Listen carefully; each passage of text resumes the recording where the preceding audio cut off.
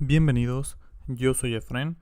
Aquí estamos nuevamente en un capítulo de nuestra librería. Para esta semana el libro elegido fue Fueras de serie de Malcolm Gladwell, un libro escrito en el 2008 cuya premisa promete fragmentar o desfragmentar la parte de los fuera de series, aquellas personas que de repente las vemos como una leyenda, mitificamos un poco esa parte de ser fuera de serie, creemos que tiene un don, que fue algo elegido por suerte, por un dios, no sé, para ser la persona más grande, para ser la persona que sobresalga y como su nombre lo dice, un fuera de serie. Inicia el libro con el ejemplo de un árbol que crece, que es el más grande, pues tiene varios factores que permiten eso.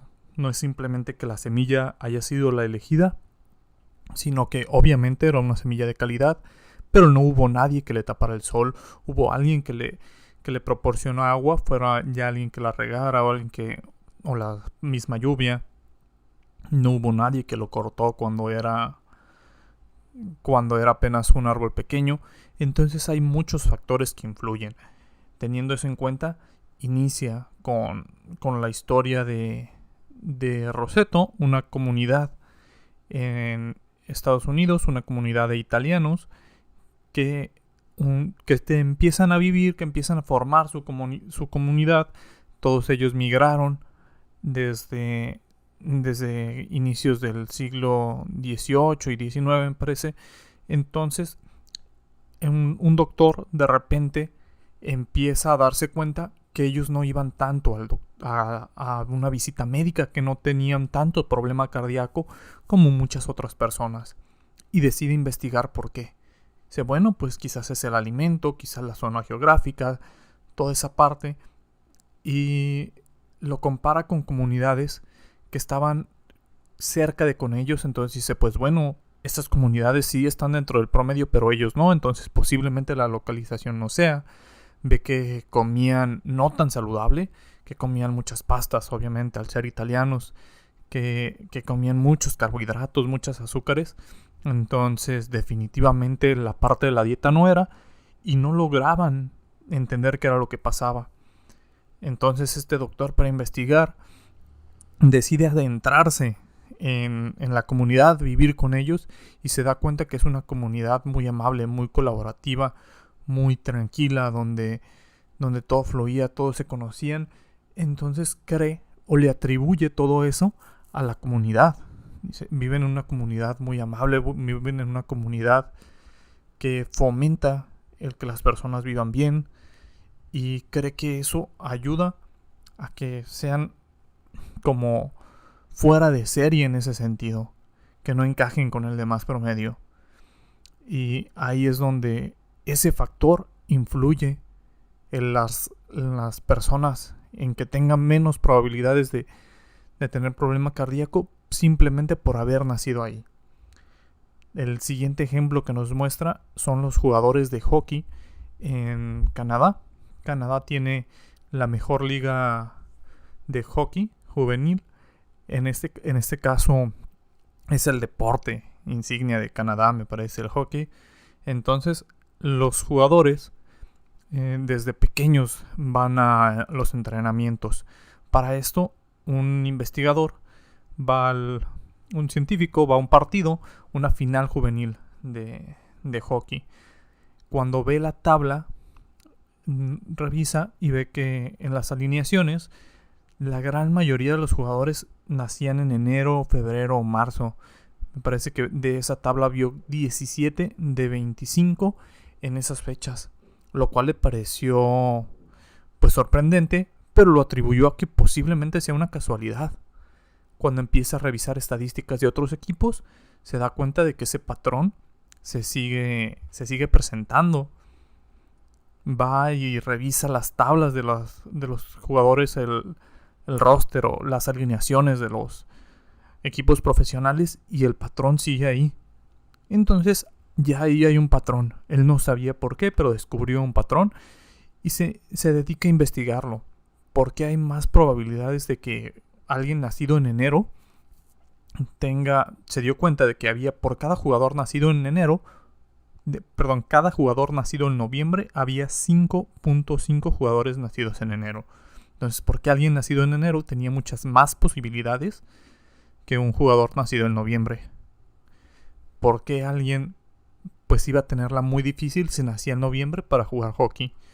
Las investigaciones dicen que el corte para empezar a entrenar, para entrar en los equipos de categorías menores, era en enero. Entonces imaginen a niños de 7, 8, 9, 10 años entrando a su categoría. Un ejemplo, los niños de 8 años entrando a la categoría de 8 años. Un niño nacido el 2 de enero contra un niño nacido el 30 de diciembre. Es un año de diferencia prácticamente. Pero como el corte es el día 1 de enero, ambos van a competir. Lógicamente, el año de diferencia le va a dar ventaja a esta persona que nació en el inicio del año, y esa ventaja se va acumulando con los años. Es una ventaja acumulativa. Cuando llega la selección para los 9 años, el niño que nació en enero, como fue elegido antes, en el año anterior, como practicó más en el año anterior, fue elegido en las selecciones, al momento de ir al siguiente año, a pesar de que a lo mejor el cuerpo cada vez se va emparejando más, las habilidades no, la práctica no, se vuelve una ventaja acumulativa. Bueno, me eligieron cuando tenía 7 años, me eligieron cuando tenía 8, me eligieron cuando tenía 9, cuando tenía 10. Entonces llega el momento en el que son demasiado buenos. Y aunque el físico cada vez se va emparejando más, no es lo mismo un año de diferencia entre los 8 años que un año de diferencia a los 16 o 17. Pero ya esa ventaja acumulativa tiene a estos jugadores que nacieron en el primer trimestre en los mejores puestos, en los mejores equipos, con esa ventaja para jugar hockey profesional. Entonces aquí es donde empieza esa investigación que también ocurre en el fútbol. En Europa comúnmente las selecciones con límite de edad, entre más pequeñas sean, hay una mayor tendencia a jugadores que nacieron en septiembre, octubre, noviembre, porque el corte es el 1 de septiembre para la categoría de fútbol. También este factor no solo es de deportes, también puede incluir en la escuela. Las escuelas tienden a tener también una fecha de corte, por lo cual quizá un niño tenga mayor ventaja porque tiene un año más que otros con esa fecha de corte. Es decir, puede estar alguien con 7, 8, 9 meses de diferencia en el mismo salón de clases. Para esto, el autor sugiere que podrían existir grupos intermedios, o sea, grupos a mitad de año, que haya un corte o incluso 2 cortes, es decir, dividirlos cada 4 meses. Para tener más fuera de serie, para tener más personas con esas posibilidades de sobresalir. Prácticamente es imposible que una persona nacida en diciembre vaya a triunfar. Tiene que ser muy buena en el hockey. Entonces, si hubiera un corte a mitad de año, esas ventajas se reducirían. Y quizá esa persona en diciembre tendría esas posibilidades. Muy interesante el cómo lo abordan. El siguiente capítulo habla de las famosas 10.000 horas. Las 10.000 horas de práctica que hacen a los expertos. Y aquí hay algo que se aclara. Y es que las 10.000 horas de práctica tienen que ser una práctica consciente. Comúnmente en las ciudades las personas manejan mucho tiempo de sus vidas. Y algunas ya han llegado a acumular esas 10.000 horas. Pero entonces tenemos que hacer una práctica consciente para poder mejorar. No porque he manejado 10.000 horas ya soy un piloto de Fórmula 1 y ya puedo correr. Sino que debe ser una práctica consciente. El equivalente a 10.000 horas es practicar por 10 años durante 4 horas. En un estudio sobre la Orquesta de Berlín se dividió a 3 grupos de esta orquesta, en los cuales el primer grupo eran los que tenían mayor probabilidad de triunfar, los que podrían ser unas superestrellas. El segundo grupo era aquellos que tocaban muy bien, que podrían ser muy buenos, pero no las superestrellas como los primeros. Y el tercer grupo, aquellos que no iban a tener la gran capacidad, que posiblemente no estarían tocando en algún grupo, en alguna orquesta, pero pues a lo mejor con capacidad de dar clases o tocar en lugares menores, por así decirlo.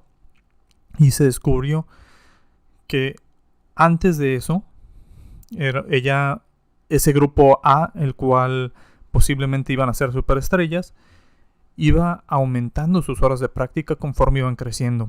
Es decir, a la edad de 20, 21, 22, 23 años, rondando esas edades, iban a tener sus 10.000 horas de práctica. Mientras el grupo B iba a tener alrededor de 7, 8.000, el grupo C, que eran los que posiblemente no alcanzarían a ser tan buenos, tendrían unas 5.000 horas de práctica. Incluso nos da el ejemplo de Mozart, que dice, Mozart todos lo conocemos como el gran prodigio, como si hubiera nacido con ese don. Pero las grandes melodías, las grandes sinfonías que todo mundo llama obras maestras, fueron después de los 20 años, después de tener ya más de 10.000 horas de práctica. Nos muestra el caso también de Bill Gates, donde aquí podemos ver cómo conecta varios pasos, varias situaciones el autor, porque Bill Gates fue un fuera de serie. Era un joven prodigio, pero que también nació en una familia adinerada, por lo cual pudo ir a una escuela de superdotados, pudo ir a una escuela donde desarrollaran sus capacidades. Esa escuela acababa de comprar una computadora porque la mamá de Bill Gates tenía dinero para apoyar a ese equipo de cómputo, que en ese momento era caro, que en ese momento se tenía que pagar cada vez que se usaba, cada vez que se compilaba. Entonces las mamás empezaban a apoyar a esa escuela que justo la acaba de comprar. Fue donde estaba Bill Gates, se pudo anotar al club de computación. Entonces para ese momento Bill Gates ya estaba practicando. Cuando se muda de escuela, cuando va creciendo y tiene que ir a otra escuela, justamente tienen otro equipo de cómputo que después ya no pueden usar. Su compañero Allen, con el cual después fundaría Microsoft, se da cuenta que hay una computadora libre en la escuela, la cual pueden utilizar de 3 a 6 de la mañana. Y Bill Gates empezó a utilizarla en ese horario. Después fue más accesible. Cuando era más accesible programar, Bill Gates ya tenía tantas horas de práctica en la mañana, en donde podía prácticamente. Cuando fue más accesible, él ya tenía todas esas horas de práctica para poder desarrollar. Pero todo su entorno favoreció el hecho de que haya sido prodigio, el hecho de que sus papás pudieran costear esa escuela de superdotados, el hecho de que esa escuela decidiera invertir en esa computadora cuando pudo invertir en 1000 cosas diferentes, el hecho de que los padres pagaran para que pudieran utilizar la computadora más tiempo, el hecho de que cuando ya no tuvo acceso a una computadora tuvieran la suerte de encontrar otra que pudiera programar de tal horario a tal horario. Entonces todos esos factores influyeron para que al momento de que hubo ese boom que pudo utilizarlo, pues ya tenía sus 10.000 horas de práctica. Para todo esto, también hubo una fecha en específico en la cual podemos decir que es como el 2 de enero del hockey. Y es que para los nacidos en la década de los 50 fue muy importante la computación, ese boom. Entonces vamos a ver el ejemplo. Bill Gates nació el 28 de octubre de 1955. Paul Allen el 21 de enero del 53. Steve Ballmer en el 56. Steve Jobs en el 55. Billy Joy, que es el programador de los más famosos, que trabajó mucho en los lenguajes de programación, en 1954. Entonces también nació en una época en la cual era el momento. Posiblemente ahora haya programadores con la capacidad que en su momento tuvo Bill Gates. Pero ya ese boom pasó, tuvo ese momento Bill Gates para poder crear todo, para poder llegar a la magnitud que tuvo en su momento, al igual que Steve Jobs. Entonces, como el autor lo menciona de esa manera, él nació como si fuera el 2 de enero para el hockey. Nos muestra también el ejemplo de los Beatles. Los Beatles, un grupo de Liverpool que, como muchos otros, había miles de grupos ahí.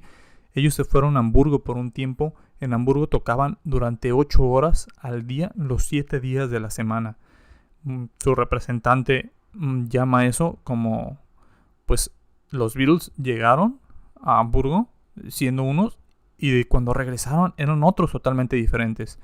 Cuando tenían que acumular tantas horas al día, a la semana de tocar, de práctica, pues tuvieron que adaptarse, tuvieron que crear ritmos, tuvieron que improvisar, tuvieron que innovarse para no aburrir a las personas, para no aburrirse ellos, y regresaron siendo diferentes.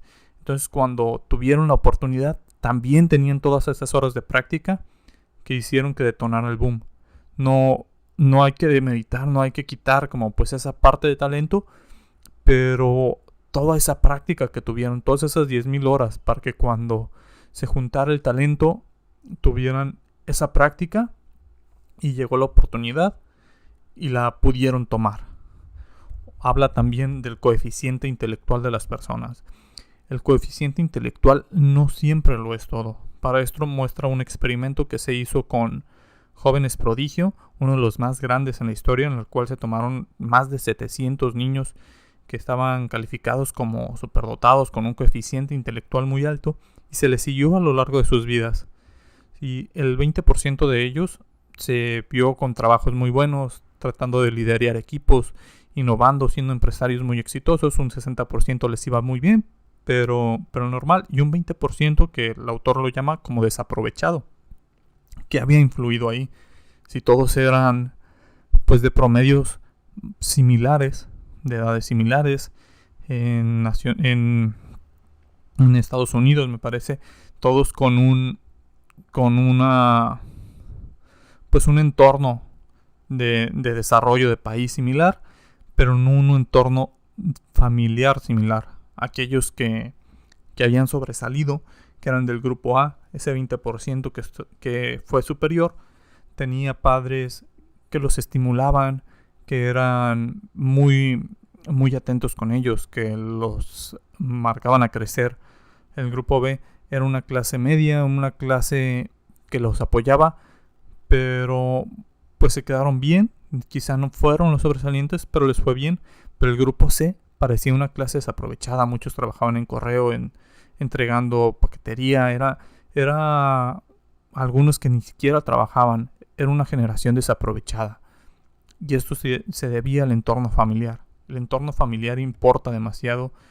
Y nos da el ejemplo de Chris Logan, una de las personas que tenía el coeficiente intelectual más alto en su momento, y comparándolo con Oppenheimer, quien participó en el proyecto Manhattan para crear la primera bomba atómica para la Segunda Guerra Mundial. Sí, ambos tenían un coeficiente intelectual muy alto, similar.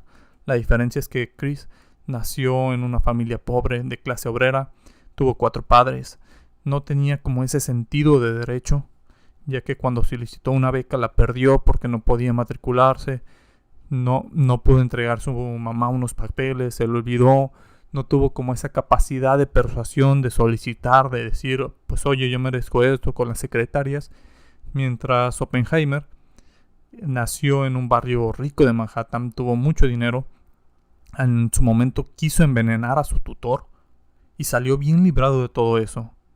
Fue el primer entrevistado para el proyecto Manhattan y se quedó con el puesto. Entonces esas habilidades, ese sentido de derecho le ayudaron.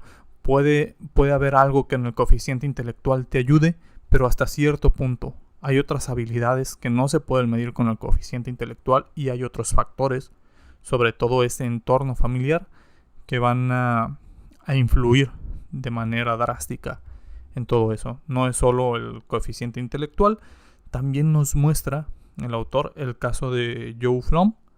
Joe Flom es uno de los abogados, o fue uno de los abogados más exitosos en su momento en Nueva York. Pero cómo había triunfado una persona que era de origen judío, que era de raza de color, que tenía obesidad, así lo describe. Entonces, ¿por qué había triunfado Joe Flom? Y fue porque esa mala imagen le jugó a su favor cuando comúnmente todo esto influye en contra. Comúnmente a ellos a las personas que tienen una mejor imagen, que se cuidan más, incluso personas blancas tienen mayor oportunidad.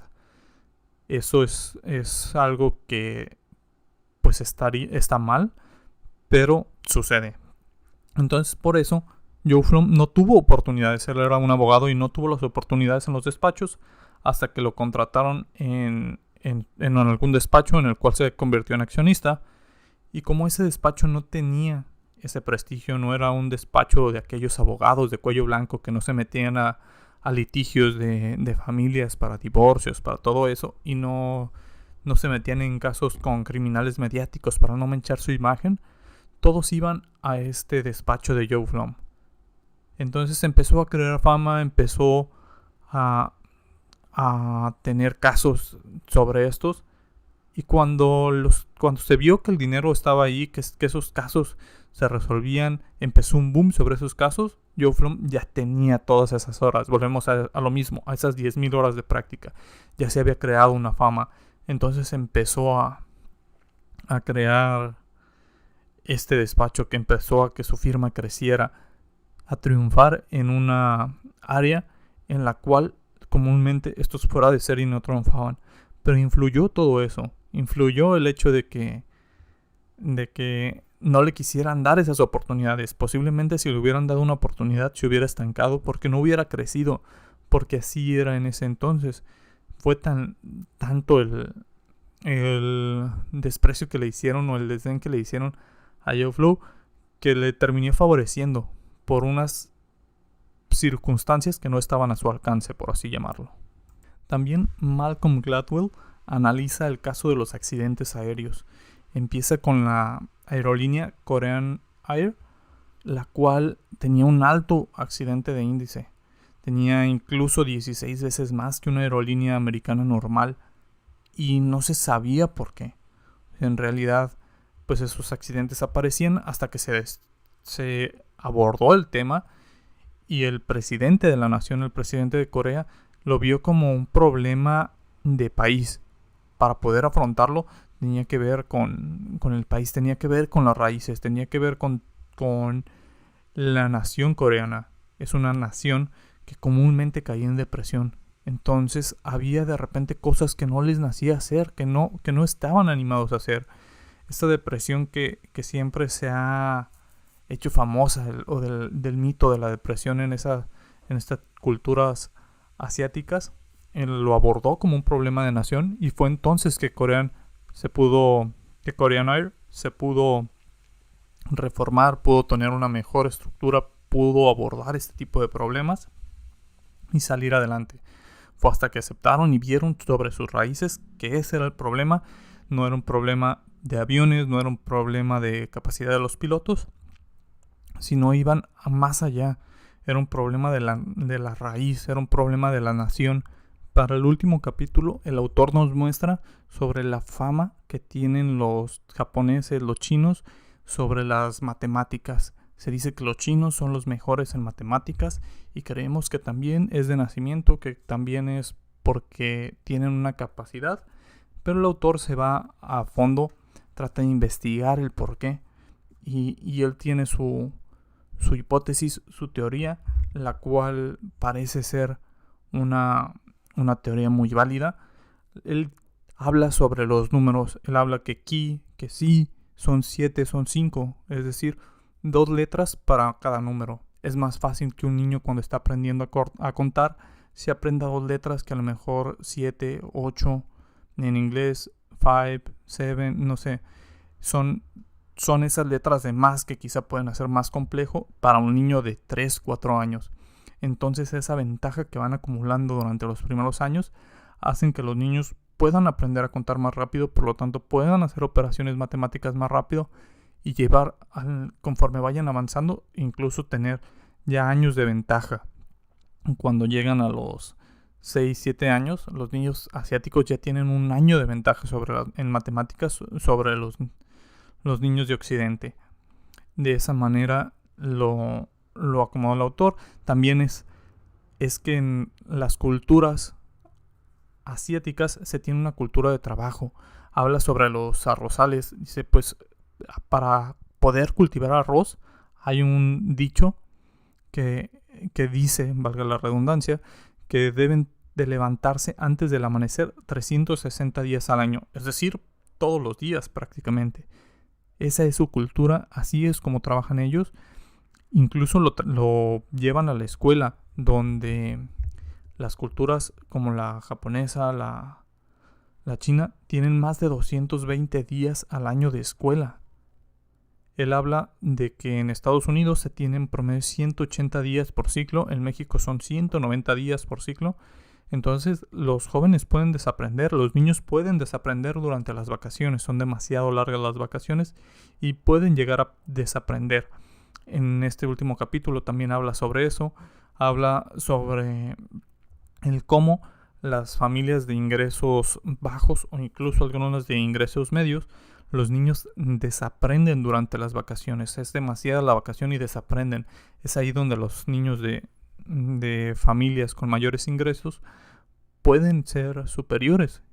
Cuando miden el aprendizaje total, es decir, de inicio de ciclo a final de ciclo, las variaciones no son muchas, prácticamente todos aprenden igual, pero si hacen la prueba de justo antes de entrar, de cuándo aprendieron, si la prueba se hace después de las vacaciones, de cuándo aprendieron el año anterior, los de clase alta suelen salir mejor en las pruebas porque son aquellos que tienen los ingresos para pagar un curso de verano, para ir a algún campamento, para tener esas otras actividades, mientras los niños de clase obrera, de clase trabajadora, de bajos ingresos, ayudan a sus familias porque es la necesidad que tienen. Entonces el autor también habla sobre esa parte. Pues si se quiere apoyar a estos niños, deberían alargar las escuelas. Habla sobre el proyecto KEEP, que es Knowledge is Power Program. El conocimiento es poder, programa del conocimiento es poder, en las cuales pues es una escuela de mayor tiempo, una escuela donde eso fue un proyecto en donde trataban de que los niños de bajos recursos tuvieran más tiempo en la escuela. La gran mayoría se les pagaba totalmente todo el desayuno, toda la comida. De esta manera se recortaba la distancia entre las clases sociales a la hora de estar aprendiendo. Para todo esto, lo que el autor nos trata de decir en el libro es que vemos a los fuera de serie como salidos de un manantial, como si fueran dioses, como si bajaran del cielo, como una creación divina. Si todos hubiéramos tenido acceso a una terminal para programar en el 68, si todos hubiéramos nacido en enero, o si tuviéramos selecciones de hockey a mitad del año, a 3/4 del año, habría muchas más superestrellas, habría muchos más fueras de serie. El entorno familiar influye más de lo que pensamos. Entonces hay diferentes situaciones que van a influir en que una persona sea o no sea un fuera de serie. Un libro interesante, recomendado. Al final cierra con un epílogo en el cual cuenta el cómo él pues se considera un fuera de serie, pero por todos los factores que influyeron para que pudiera nacer. ¿Alguien alguna vez ha pensado todo lo que tuvo que pasar, todo lo que tuvieron que pasar sus padres, todos aquellos momentos en los cuales, pues si vamos recorriendo generación atrás, tras generación atrás, pues todo lo que pudo haber cambiado? Entonces, una muy buena reflexión, un muy buen libro, recomendado totalmente. Por el momento es todo. Nos vemos en el siguiente capítulo. Adiós.